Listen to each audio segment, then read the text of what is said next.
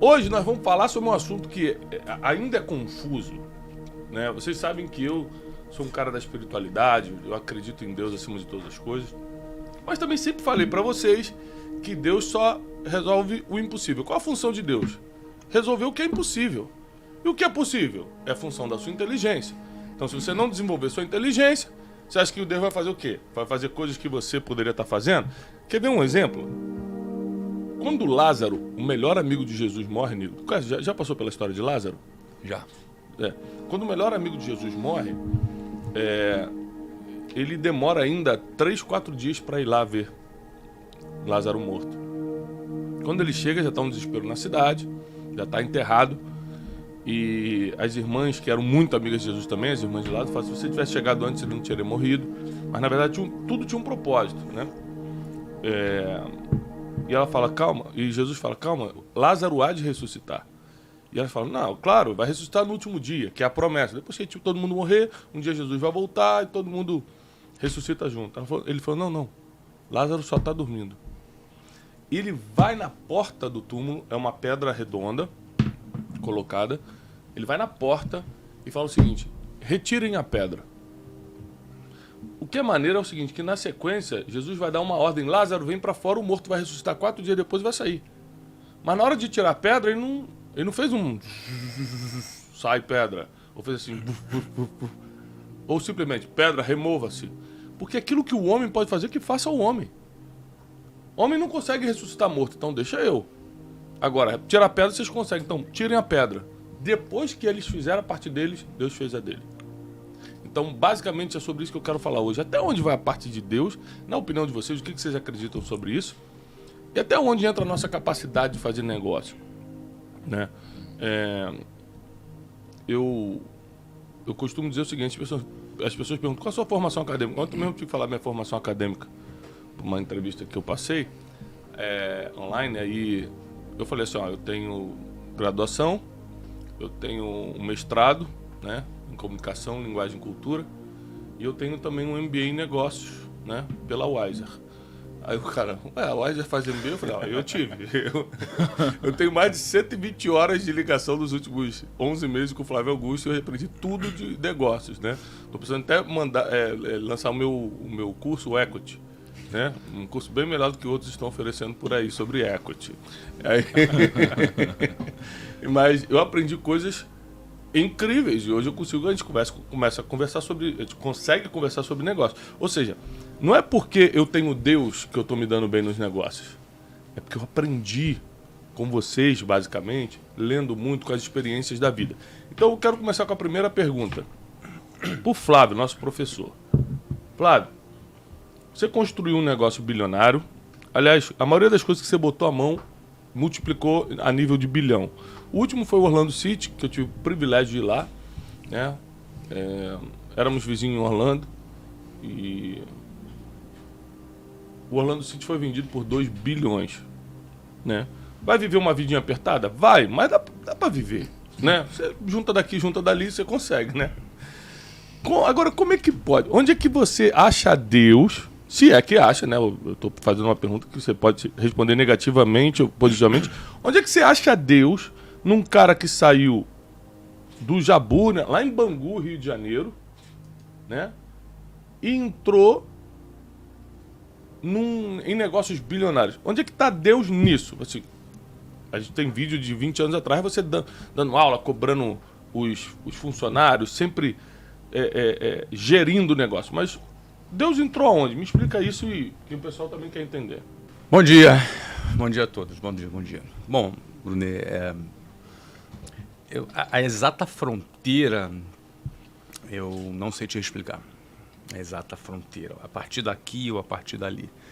Eu penso o seguinte: eu acho que todo mundo tem que estar disposto a remover a pedra.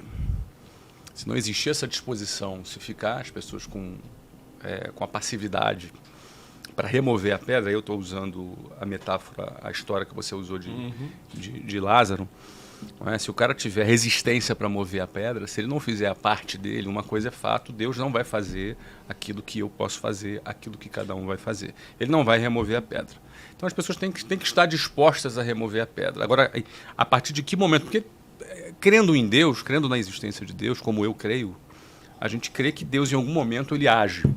Em qual momento? Pode ser diferente de pessoa para pessoa, de situação para situação, de momento para momento. Na realidade, ele decide fazer aquilo que ele quer. Agora, eu preciso estar disposto a remover a pedra. Não é? Trabalhar, foram muitos anos trabalhando muitas horas por dia. Agora, onde Deus põe a mão, onde ele tem a bênção dele, o negócio anda. Várias coisas sobrenaturais acontecem. Várias coisas. Eu vou dar um exemplo. Você falou aqui do Orlando City. Não é? O Orlando City passou por um período difícil no Covid, como todas as empresas, como a Wiser, como todas as empresas que existem, passaram por momentos difíceis durante o Covid, porque a gente teve que aportar capital para poder sustentar aquele negócio enquanto ele estava fechado. Toda empresa que ficou fechada teve que ter capital aportado ali. Não é? Então, como a coisa se desenrolou, como a venda aconteceu, ela já estava acontecendo, o processo aconteceu, mas ela poderia não ter acontecido também. Você entendeu? Então, às vezes existe um imponderável, aquilo que você não controla, e aí onde, na minha visão, é onde Deus vai estar te abençoando ali. É onde você esgotou as suas possibilidades, e aí alguma coisa extra, sobrenatural, vai ali e pode acontecer. E já aconteceu várias vezes comigo. Tu acredita meio nesse negócio sobrenatural, cara? Você é um cara muito matemático, né? Cara, eu sou um cara muito matemático. Eu tava refletindo enquanto vocês falavam aqui, e você nunca vai saber sobre os caminhos que nunca aconteceram. Então, cara, isso é muito forte porque, às vezes, né, Deus, ele age de uma forma que ele te tira de um caminho e você nunca nem saberia o que teria acontecido se você não tivesse ido pelo outro. Então, muitas das coisas que acontecem na nossa vida tem algum tipo de interferência e que provavelmente a gente nunca saberá qual teria sido o impacto, né, de não seguir por esse caminho. E na minha vida eu tenho refletido muito sobre destino. Eu tenho refletido muito sobre destino, né? Eu conheço um cara que fala sobre destino. Tem um cara que fala sobre destino, né? Vou indicar. E aí, o que eu comecei a refletir sobre destino, né? Porque eu acho que tem muita gente que fala que tá tudo escrito, tem gente que fala que tudo é Deus, tem gente que fala que nada é Deus, tem gente que fala que tudo depende de você e tudo mais. E eu comecei a interpretar isso da seguinte forma. O destino é como uma viagem. Pô, você vai fazer uma viagem e você tem um destino. Isso é Deus. Mas dentro desse destino existe o seu livre-arbítrio. Existe o que você pode fazer para mudar o seu destino dentro das possibilidades. Existe um livre-arbítrio para que você mude isso daqui um pouquinho, mas um destino sempre existe, né? E eu acho que é difícil você entender até onde, até que ponto, de fato, Deus fez, Deus não fez, Deus mudou. Por quê? Porque na minha vida, né, muitas coisas aconteceram, né, e eu trabalhei muito na minha vida, até que acho que tem um momento que exemplifica bem, onde eu acho que teve alguma interferência sobrenatural, né, como você disse, que foi um momento onde, depois de talvez 10 anos ensinando, né, e aí depois já ensinando na internet, eu lembro que eu fiz uma live. Eu fiz uma live e essa live foi, cara, a maior live que já aconteceu no mundo, no nicho de educação. Impressionante. Foi uma live impressionante. A gente, chegou em 150 mil pessoas ao vivo aquele dia. E naquele dia foi a primeira vez que eu entendi que tinha acontecido uma interferência sobrenatural no meu trabalho. Por quê? Eu fiz a minha parte, eu levantei a pedra, eu tirei a pedra, cara, eu ralei, eu acolhei, eu fiz tudo, entendi o algoritmo, dissequei o algoritmo, trabalhei muito, gravei, preparei, mas chegou na hora e eu não consegui compreender como que a gente bateu um número tão grande. Então, o que eu acho nesse caso? Que talvez Deus não faz, né, nesse caso, mas ele potencializa o que você está fazendo, entendeu? Ele te premia por isso, ele te incentiva, ele te dá uma direção. Foi o que aconteceu comigo, né? Só falar nesse negócio de potencializar, por exemplo, a Bíblia usa muita metáfora de semente e fruto, plantar e colher. Você já reparou que a semente é uma coisa só e ela gera um fruto com centenas de sementes de novo? Então, esse é o sentido de potencializar. Você colocou uma semente, mas se você tiver paciência, só paciência para o processo, porque quem faz acontecer é Deus. Ou seja, o que você tem a ver com a formação da maçã? Nada. Da melancia? Nada.